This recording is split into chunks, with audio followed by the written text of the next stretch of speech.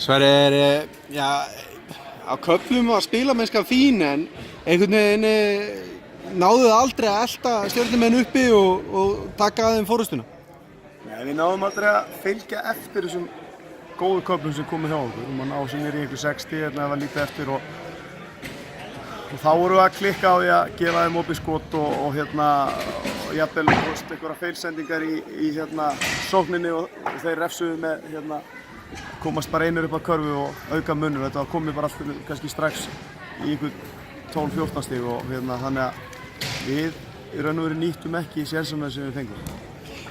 Stjörnumenn, þeir voru duglegir að koma tilbaka og loka á okkur þegar þeir voru að eiga góða kafla en skotin kannski heldur ekki alveg að detta hjá Keflavík í kvöld. Nei, við hittum illa og mesta stigunum okkar að koma í raun og veru frá Mike og Mynda inn í teig og ég held að það síðan bara verið eiginlega Hörður Axel og Mynda sem að settu einhverja fristæði með okkur og við hefum náttúrulega þurft að fá meira sóknarframlag frá fleiri mönnum.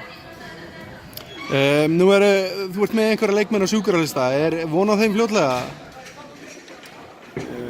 Ég meina Ágúst Orrason var að eignast son og var ekki með í raun og veru bara af þeim ástæðum, þannig hann er ekki meiddur og Gummi Jóns er meiddur, hann kemur ekki inn fyrir bara eftir þetta frí sem að verður í febrúar, þetta langa frí og aðrir eru heilir, þannig að en það munar hvern einasta leikmann hjá okkur.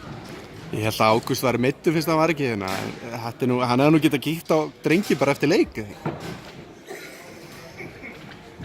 Maður beður nú bara virðingu fyrir því að þeirra ákvörðin er að menn eru búin að eiga sitt fyrsta barn að eða tíma. Já, mikið rétt. Takk fyrir þetta Sverrir og gangi ykkur vel. Takk fyrir.